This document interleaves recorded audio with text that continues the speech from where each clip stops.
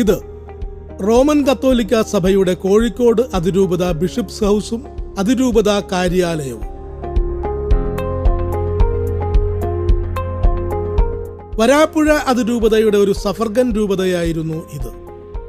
മംഗലാപുരം, മൈസൂർ, കോയമ്പത്തൂർ രൂപതകൾ വിഭജിച്ച് 1923 ജൂൺ 12 ഭാരതത്തിലെ 25ാമത്തെ രൂപതയായി ഈ രൂപത സ്ഥാപിച്ചത് പയസ് രണ്ടാമൻ മാർപ്പാപ്പ.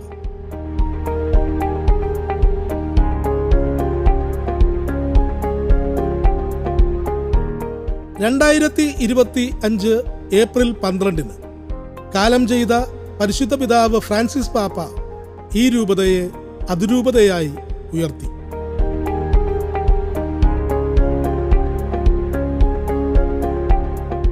സംഭവ ബഹുലമായ അതിരൂപതാ ചരിത്രം, അജപാലനം, ആതുരസേവനം, വിദ്യാഭ്യാസം, സാമൂഹ്യ സാംസ്കാരിക പ്രവർത്തനങ്ങൾ അതിരൂപതാ വൈദികരുടെ വാക്കുകളിലൂടെ തിരിച്ചറിയാം.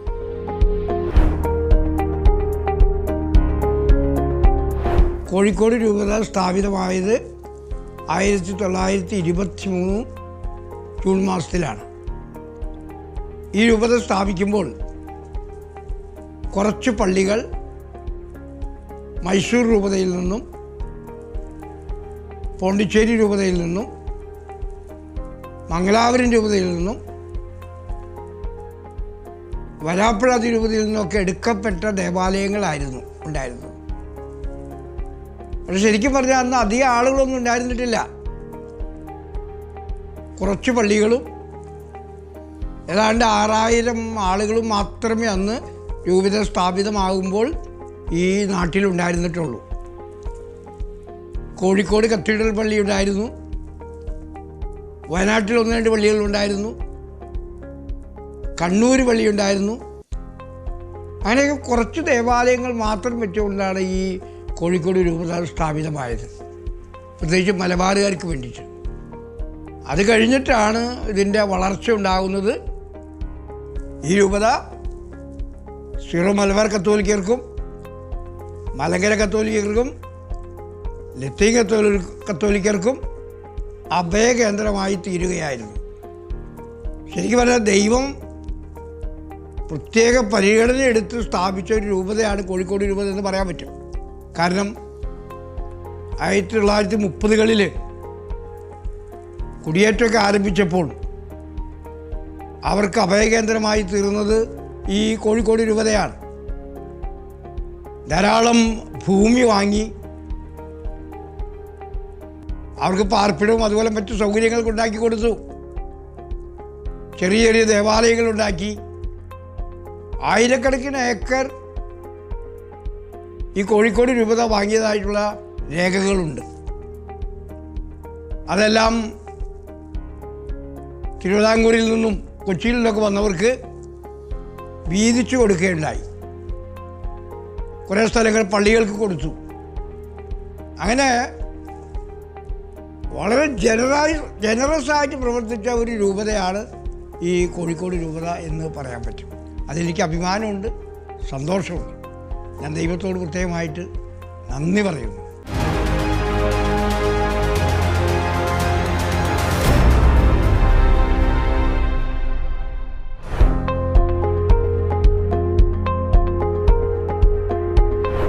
ഒരു വികാർ ജനറൽ എന്ന നിലയിൽ കഴിഞ്ഞ 5 വർഷങ്ങളായി സേവനം ചെയ്തുകൊണ്ടിരിക്കുകയാണ്. ആരാണ് ഒരു വികാർ ജനറൽ എന്ന് ചോദിച്ചാൽ, കാനോനിക നിയമപ്രകാരം നമുക്കറിയാം, അഭിമന്യ പിതാവിൻ്റെ ഒരു സഹായിയാണ്, ഒരു നിഴലാണ്. അഭിമന്യ പിതാവിന് കോഴിക്കോട് രൂപതയിൽ ഭരണനിർവഹണത്തിനായി ഒരു സഹായി എന്ന പോലെ എല്ലാ കാര്യങ്ങളിലും പിതാവിനോടൊപ്പം ചേർന്ന് സഹായിക്കുക, പിതാവിനോടൊപ്പം ചേർന്ന് ചിന്തിക്കുക, പിതാവിനോടൊപ്പം ചേർന്ന് പ്രവർത്തിക്കുക. ഇതാണ് ഒരു വികാർ ജനറൽ എന്ന നിലയിൽ ഞാൻ ഇപ്പോൾ ചെയ്തുകൊണ്ടിരിക്കുന്നത്. അങ്ങനെ വരുമ്പോൾ ഏതൊരു മേഖലയിലാണ് ഏറ്റവും കൂടുതൽ ഫോക്കസ് ചെയ്യേണ്ടത് എന്ന് ചോദിച്ചാൽ, എല്ലാ മേഖലകളിലേക്കും ഫോക്കസ് ചെയ്യേണ്ടതായിട്ടുള്ള ഒരു ഉത്തരവാദിത്തമാണ് വികാർ ജനറൽ എന്ന നിലയിൽ. പക്ഷേ ഈ ഒരു രൂപതയിൽ വികാർ ജനറലായി സേവനം ചെയ്യുമ്പോൾ ഞാൻ ദൈവത്തോട് വളരെയധികം നന്ദിയോടുകൂടി കടപ്പെട്ടിരിക്കുകയാണ്. നല്ലൊരു പിതാവിൻ്റെ കൂടെ വികാരി ജനറലായി ജീവിക്കുവാൻ കഴിഞ്ഞത് തന്നെ ഏറ്റവും വലിയൊരു ഭാഗ്യമാണ്. പിതാവ് വളരെയധികം അനുഭവ സമ്പത്തുള്ള ഒരു പിതാവാണ്. കണ്ണൂർ രൂപതയിലും ഇപ്പോൾ കോഴിക്കോട് രൂപതയിലും തൻ്റെ മെത്രാഭിഷേകത്തിലൂടെ താൻ നേടിയെടുത്ത അനുഭവ സമ്പത്ത് ഒരു വികാർ ജനറൽ എന്ന നിലയിൽ ഞാൻ ആസ്വദിച്ചുകൊണ്ടിരിക്കുകയാണ്.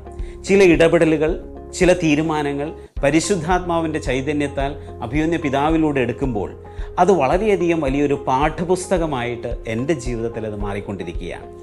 ഏറ്റവും പ്രധാനപ്പെട്ട ഒരു മേഖലയിൽ ഏറ്റവും നല്ല രീതിയിൽ ഇടപെടുന്നത് എവിടെയാണെന്ന് ചോദിച്ചാൽ, രൂപതയുടെ ഒരു വലിയ ബോഡിയുണ്ട് ഭരണനിർവഹണത്തിനായിട്ട്. നമുക്ക് വൈദികരുടെ കൺസൾട്ടേഴ്സ് ഉപദേശക സമിതിയുണ്ട്. അതുപോലെ തന്നെ നമുക്ക് വൈദികരുടെ പ്രീസ്റ്റ് കൗൺസിൽ ബോഡിയുണ്ട്. അതുപോലെ തന്നെ പാസ്റ്ററൽ കൗൺസിൽ ബോഡിയുണ്ട്. ഇവരോടൊപ്പം ചേർന്ന് അഭിമന്യ പിതാവിൻ്റെ മനസ്സിനോട് ചേർന്ന് പ്രവർത്തിക്കുക എന്നുള്ളതാണ് ഏറ്റവും പ്രധാനപ്പെട്ട കാര്യം. കാനോനിക നിയമത്തിൻ്റെ അവസാനം പറയുന്നത് പോലെ എല്ലാറ്റിനും ഒരേ ഒരു ലക്ഷ്യമേ ഉള്ളൂ. അതുതന്നെയാണ് വികാർ ജനറൽ എന്ന നിലയിൽ ഞാനും ഏറ്റെടുത്തിരിക്കുന്ന ലക്ഷ്യം. അത് ആത്മാക്കളുടെ രക്ഷയാണ്. ദൈവജനത്തിൻ്റെ രക്ഷയ്ക്ക് വേണ്ടി അതിനുതകുന്ന രീതിയിലുള്ള പ്രവർത്തന ശൈലി അവലംബിക്കുക എന്നുള്ളത് തന്നെയാണ് ഒരു വികാർ ജനറൽ എന്ന നിലയിൽ ഏറ്റവും അധികം ഞാൻ ഹൃദയത്തോട് ചേർത്ത് വെച്ച് പ്രവർത്തിക്കുന്നത്.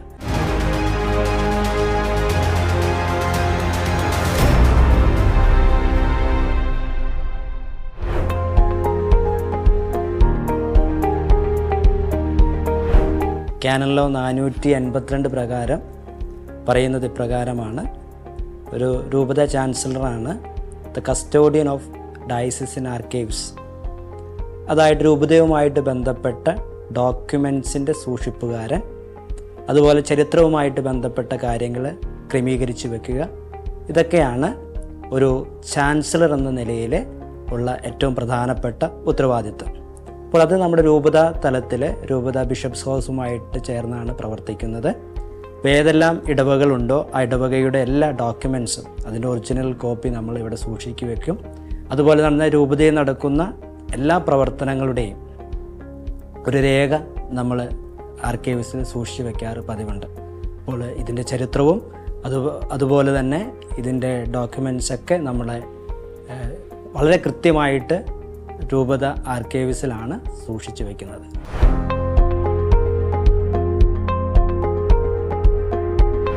ഇപ്പം ഞാൻ ചാൻസലർ എന്ന പദവിയോടൊപ്പം തന്നെ രൂപതയിൽ ഉള്ള പ്രവർത്തനങ്ങൾ, ഒന്ന് നമ്മുടെ ഡയസിസൻ ബുള്ളറ്റിൻ സന്ദേശം എന്ന മാഗസിൻ്റെ എഡിറ്റർ ആണ് ഞാൻ.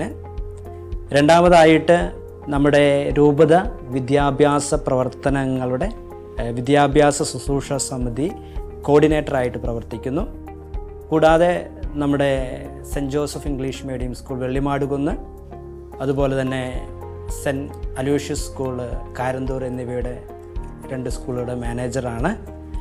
കൂടാതെ രൂപത സിനഡ്, അതുപോലെ തന്നെ നവീകരണ പ്രവർത്തനങ്ങളുടെയൊക്കെ റിസോഴ്സ് ടീമിൻ്റെ കോർഡിനേറ്ററായിട്ട് ഞാൻ ഈ പ്രവർത്തിച്ചു വരികയാണ്.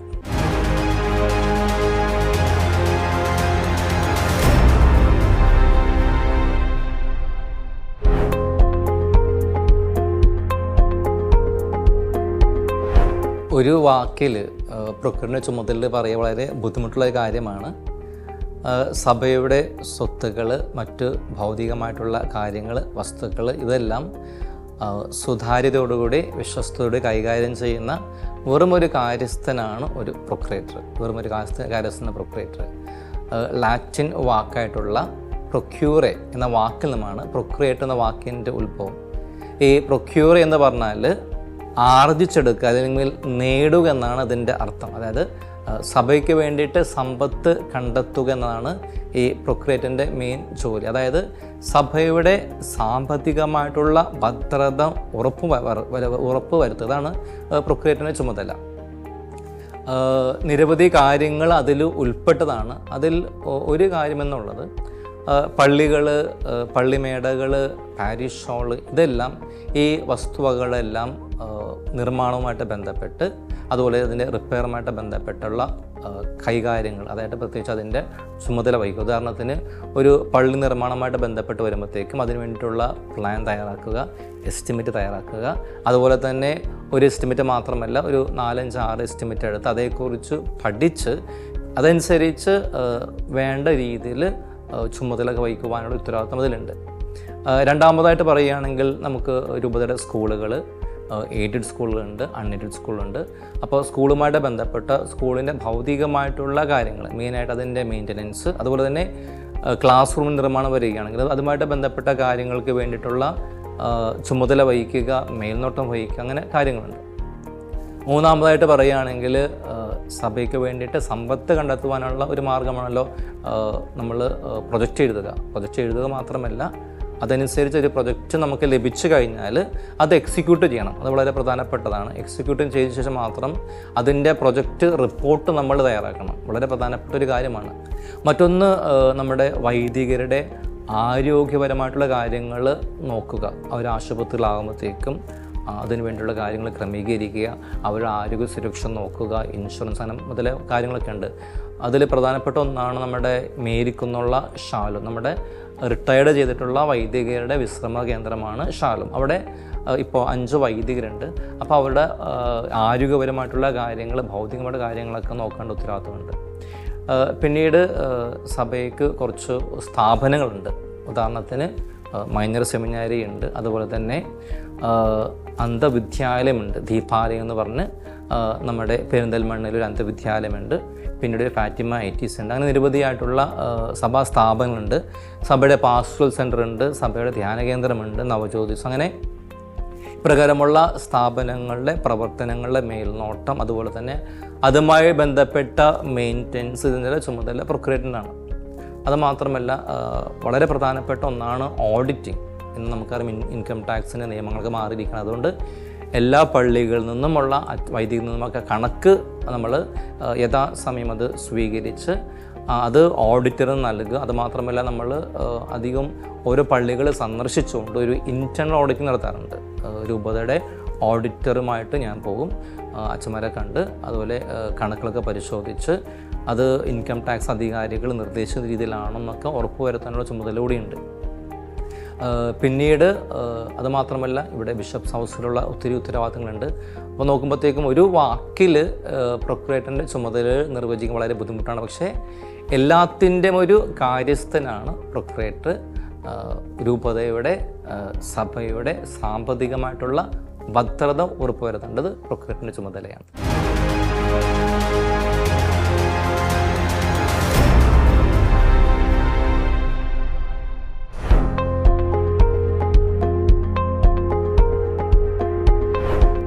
മലബാറിലെ ആദ്യത്തെ രൂപതയാണ്, 100 വർഷമായി. അപ്പോൾ ഇവിടെ പ്രവർത്തിച്ചുകൊണ്ടിരുന്നത് പ്രധാനമായിട്ടും ഇറ്റാലിയൻ ജസ്വിറ്റ് മിഷണറിമാരും ഫ്രഞ്ച് MEP കോൺഗ്രിഗേഷൻ സഭയിലെ വൈദികരുമായിരുന്നു. മംഗലാപുരത്ത് നിന്നും ഇറ്റാലിയൻ ജസ്വിറ്റ് മിഷണറിമാർ പയ്യന്നൂർ മുതൽ അങ്ങ് മലപ്പുറം വരെ, പൊന്നാനി വരെയുള്ള പ്രദേശങ്ങളിലാണ് പ്രവർത്തിച്ചിരുന്നത്. കൂടാതെ മൈസൂർ രൂപതയിൽ പ്രവർത്തിച്ചുകൊണ്ടിരുന്ന MEP ഫാദേഴ്സ് വയനാട് താലൂക്ക് ആ പ്രദേശങ്ങളിൽ പ്രവർത്തിച്ചിരുന്നു. അതിനോടൊപ്പം കോയമ്പത്തൂർ രൂപതയിൽ നിന്നുള്ള MEP ഫാദേഴ്സ് ഷൊർണൂർ, പാലക്കാട് ആ പ്രദേശങ്ങളിൽ പ്രവർത്തിച്ചിരുന്നു. മലബാറിലെ ആദ്യത്തെ രൂപതയാണ്, ആദ്യത്തെ NGO ആണ് Calicut diocese social service society. ശരിക്കൊരു രൂപത ജന്മം കൊള്ളുന്നതിന് മുൻപ് ഈ ഇറ്റാലിയൻസിനെയും വിദേശീയരെ സംബന്ധിച്ചിടത്തോളം അവർ വചന പ്രഘോഷണത്തിനോടൊപ്പം തന്നെ കൂദാശ പരികർമ്മം ചെയ്യുന്നതിനോടൊപ്പം തന്നെ അവർക്ക് ഏറ്റവും പ്രധാനപ്പെട്ട ഒരു വലിയ മിഷനായിരുന്നു ചാരിറ്റി പ്രവർത്തനം. അവർ ലോകം മുഴുവനും നമ്മുടെ വിശ്വാസ പ്രമാണത്തിൻ്റെ ആദ്യത്തെ സെൻറ്റൻസ് പറയുന്നത് പോലെ ഏകം വിശുദ്ധം സാർവത്രികം അപ്പസ്തോലികം, ആ വാക്യത്തിൽ അവർ വലിയ പ്രാധാന്യം കൊടുത്തിരുന്നതാണ്. അപ്പോൾ ലോകത്തിലുള്ള എല്ലാവരും ദൈവമക്കളാണ്, എല്ലാവരും വിശുദ്ധരാണ്. സാർവത്രിക സഭ ദൗത്യം അത് കർത്താവ് ഉദ്ധാനം ചെയ്തതിന് ശേഷം വൈദികർക്ക്, വിശ്വാസികൾക്ക് നൽകിയ വലിയ മിഷനാണ്. അപ്പോൾ അതുകൊണ്ട് അത് വലിയൊരു ദൗത്യമാണ്. ദൈവം ക്രിസ്തുവിലൂടെ നൽകിയ അപ്പസ്തോലിക് മിഷനാണ്, അയക്കപ്പെട്ട മിഷൻ. അതിൽ അവർ കൺവിൻസ്ഡ് ആയിരുന്നു. അതുകൊണ്ട് രൂപത വരുന്നതിന് മുൻപ് ഇൻഫ്രാസ്ട്രക്ചർ വാസ്തവത്തിൽ നടത്തിയിരുന്നത് ഈ ഇറ്റാലിയൻ മിഷണറിമാരായിരുന്നു. അവരുടെ പ്രവർത്തനങ്ങൾ ഏറ്റവും ശ്ലാഘനീയമാണ്. കാരണം മലബാറിൽ അന്ന് ആശുപത്രികളില്ല, പള്ളികളില്ല, സ്കൂളുകളില്ല, മറ്റ് സഹായങ്ങളൊന്നുമില്ലാത്ത ഒരു സിവിലൈസ്ഡ് അല്ലാത്ത ഒരു ഏരിയ, കാട്ടുപ്രദേശം, മലമ്പ്രദേശം, ഒരുപാട് രോഗങ്ങൾ, ദാരിദ്ര്യം, അങ്ങനെയൊക്കെയുള്ള ഒരു പശ്ചാത്തലത്തിൽ അവരുടെ പ്രവർത്തനമാണ് വാസ്തവത്തിൽ രൂപതയ്ക്കുള്ള ഏറ്റവും വലിയ പ്രചോദനം.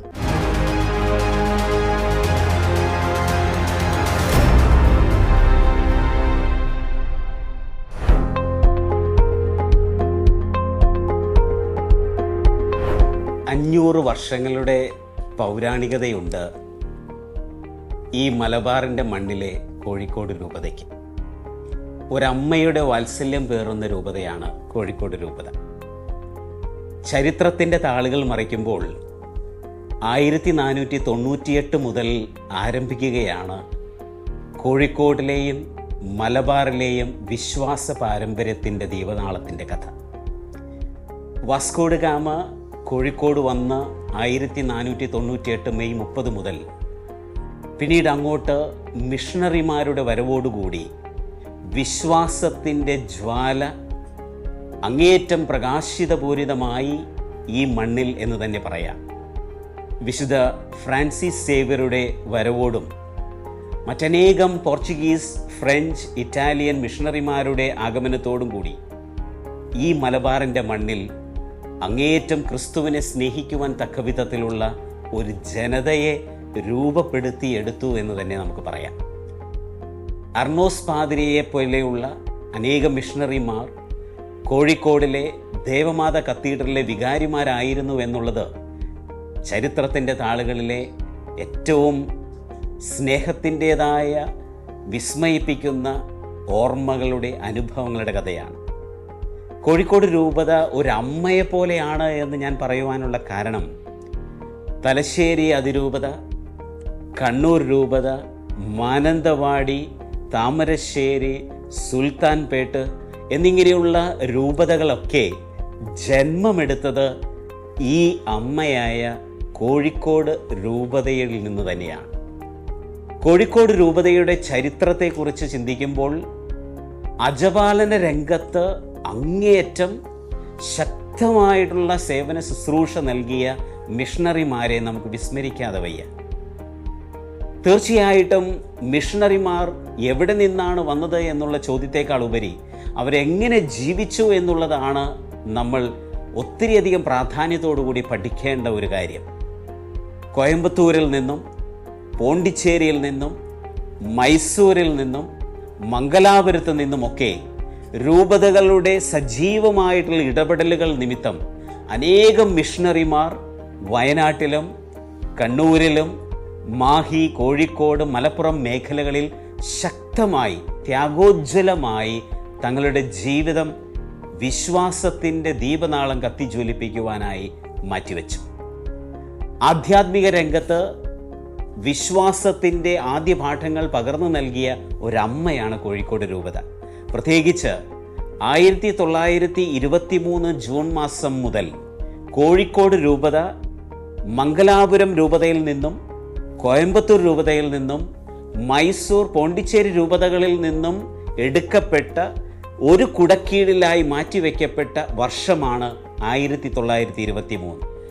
അങ്ങനെ ഒരു രൂപതയായി കഴിഞ്ഞ 100 സംവത്സരങ്ങളിലൂടെ കൃപയുടെ നാൾവഴികളിലൂടെ ചരിച്ച ഈ രൂപതയ്ക്ക് എടുത്തു പറയുവാനായിട്ടുള്ളത് അനേകം മിഷണറിമാരുടെ കഥകളാണ്.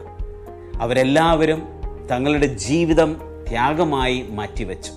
സഹനത്തിൻ്റെ പാതകളായിരുന്നു അതെല്ലാം. പ്രാർത്ഥന എന്താണെന്ന് പഠിപ്പിച്ചവരാണ് അവർ. എന്താണ് മതബോധനമെന്ന് പഠിപ്പിച്ചവരാണത്. ആരാധനക്രമത്തിനെ കുറിച്ച് വ്യക്തമായിട്ട് ജനങ്ങളെ ബോധിപ്പിച്ച, പഠിപ്പിച്ചവരാണ് അവർ. പ്രത്യേകിച്ച് എടുത്തു പറയേണ്ടത് കോഴിക്കോട് രൂപതയുടെ പത്രോണി പിതാവിനെ കുറിച്ചാണ്. ആരാധനക്രമത്തിൽ അദ്ദേഹം നൽകിയിട്ടുള്ള വലിയ സംഭാവനകൾ എപ്പോഴും നമ്മൾ സ്മരിക്കേണ്ടതുണ്ട്. പ്രത്യേകിച്ച് വത്തിക്കാൻ രണ്ടാം സുനഹദോസിൽ സംബന്ധിച്ചതിന് ശേഷം ഇവിടെ വന്ന് ലത്തീൻ ഭാഷയിലുള്ള പ്രാർത്ഥനകളൊക്കെ മലയാളത്തിലേക്ക് പരിഭാഷ ചെയ്യുവാൻ അദ്ദേഹം എടുത്ത ആ വലിയ തീക്ഷ്ണത എങ്ങനെയാണ് നമുക്ക് മറക്കുവാനായിട്ട് സാധിക്കുക? അങ്ങനെ അജപാലന രംഗത്ത് പ്രത്യേകിച്ച് കുടിയേറ്റ മേഖലയിൽ പ്രാർത്ഥിക്കുവാൻ ഒരു ആലയമൊക്കെ പണിയുവാൻ അവർ എടുത്ത തീരുമാനങ്ങൾ അജപാലന രംഗത്തുണ്ടാക്കിയത് വലിയ സംഭാവനകളാണ്. മറ്റൊന്ന് ആതുര ശുശ്രൂഷ രംഗത്താണ്. വസൂരി, അതുപോലെ തന്നെ പകർച്ചവ്യാധികൾ, കുഷ്ഠരോഗം എന്നിങ്ങനെ മലയോര മേഖലകളിൽ വന്യമൃഗങ്ങൾക്കെതിരെ മാത്രമല്ല, ഇതുപോലുള്ള പകർച്ചവ്യാധികൾക്കെതിരെ ശക്തമായിട്ട് ആക്രമണത്തിനെതിരെ നിലനിന്നുകൊണ്ട് ഈ മിഷണറിമാർ ജനതകൾക്ക് സഹായമായി മാറി.